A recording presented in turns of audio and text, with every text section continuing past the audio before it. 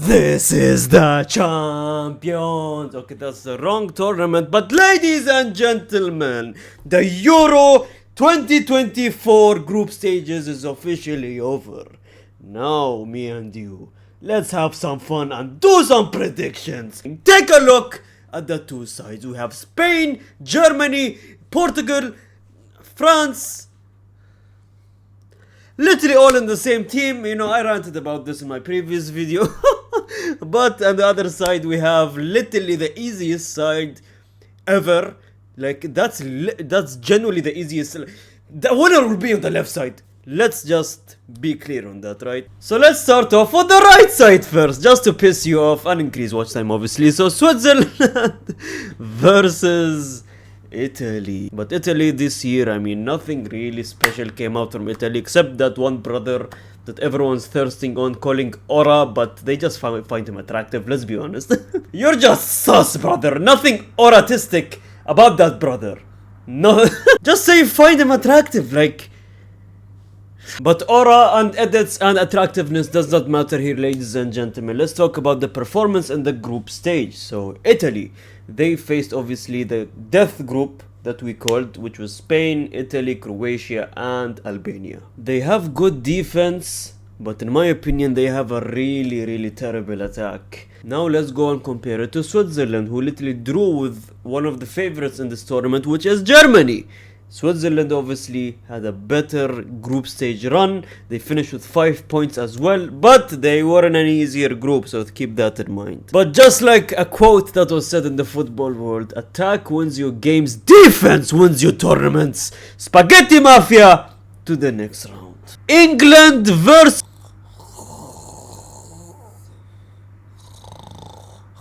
I really do apologize, guys. I said England and I fell asleep. England obviously the most boring team that there is. England obviously having the easier side of the bracket as well. Now imagine if England chokes this and they're on the easier side of the bracket as well. Imagine if England choke this. God damn, with all the talent that they have, with all the world class player in each goddamn position that they have. But it is England. I mean, nothing is coming home except for fish and chips. Because let's be honest, the only thing good about and popular about England is that they created football. They have never won the Euros, by the way. And their English media is kind of funny. You know, they bring in the football legends, they put them in a group and they banter each other. And then they obviously make fun of players that did better than them career-wise, like Cristiano Ronaldo, just to get some clicks. And they obviously suck off Jude Bellingham's. Look at the group of Slovakia. The fact that Belgium didn't even come first is insane. And look at this. Literally everyone ended on 4 points, which is insane. Like, this was probably one of the worst groups, apart from England's group, obviously. This is probably the worst group in the Euros. I'm sorry, Slovakia, but boring England might get some motivation being on the easier bracket, obviously. And they have that name and the world-class players that could provide something, but England is going through Slovakia. Austria versus Turkey. Turkey marhaba. Again, we beat you 3-0, just to remind you. And when they faced Portugal, that 3-0 loss that they had, in my opinion, it was mostly defense mistakes and fumbles from the defense. And they played well in this entire group stage. They did good. The actual dark horse of the tournament, Austria finished first, being in the group of Netherlands, France and Poland. Austria being the manager, who? Ralf Rangnick. As a United fan, at this point I want Ralf Rangnick back, bro. How did he turn an Austrian team into being the first in the group? And this game is, I could say, the match of the two dark horses. I mean, Austria probably more of a dark horse than Turkey. I mean, it's more shocking that Austria, you know, in the group of France, Netherlands and Poland, they came first. So in my opinion, right, god damn, man, Turkish fans, they go crazy, and that atmosphere could change the game up. That atmosphere alone could change the game up.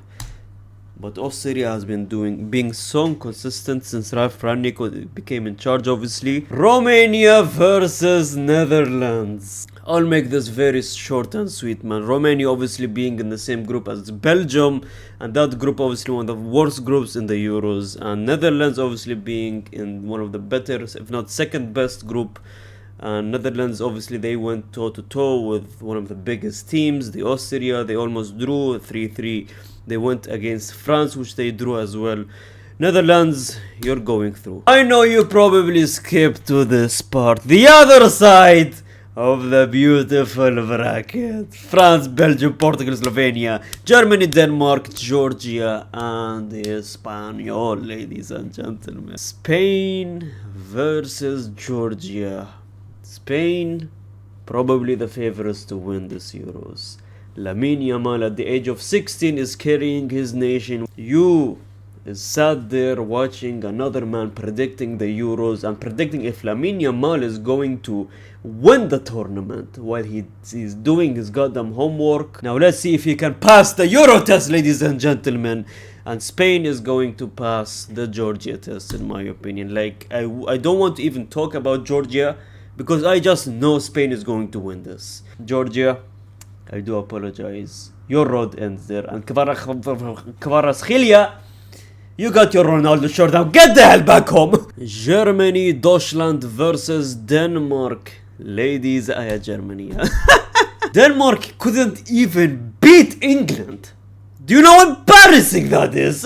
But they had a nice story. I mean, Eriksen coming back from his heart attack, obviously, and then him scoring a Euros later, obviously. That was a beautiful moment. And thankfully, obviously, your heart is working, but that private jet should be working as well, because you guys are going back home. Portugal versus Slovenia, ladies and gentlemen. As a Ronaldo fan myself, no brainer. Portugal is going to win this.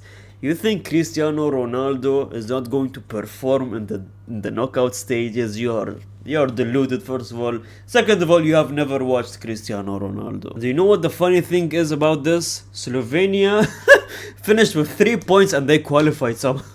What's even funnier is that they couldn't even beat England. And what's even funnier, that England couldn't even beat Slovenia.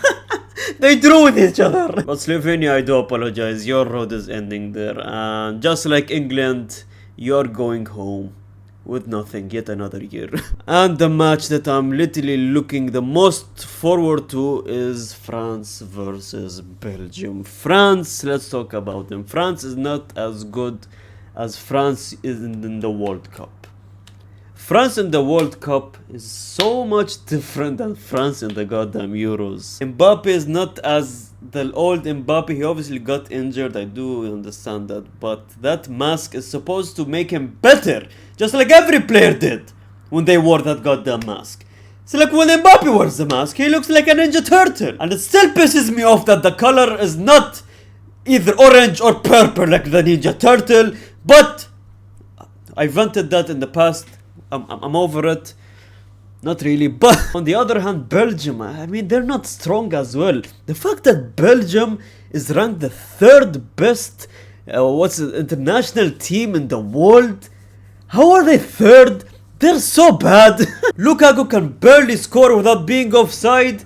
Kevin De Bruyne, just like always, never carries his nation ever. At least Modric goddamn carries his nation. But let's go back to France and N'Golo Kante, man. A lot of points that I'm going to make. The fact that he won man of the match, I believe 3 man of the matches.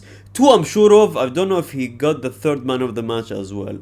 Which is first of all insane, because N'Golo Kante at his age, at the place they think is a retirement home in the Saudi League, obviously. Everyone thinks that he went to a retirement home and he's not as good as he is, and he bagged man of the match after man of the match performances, and he plays so good on that pitch. He covers the pitch, he's defending well.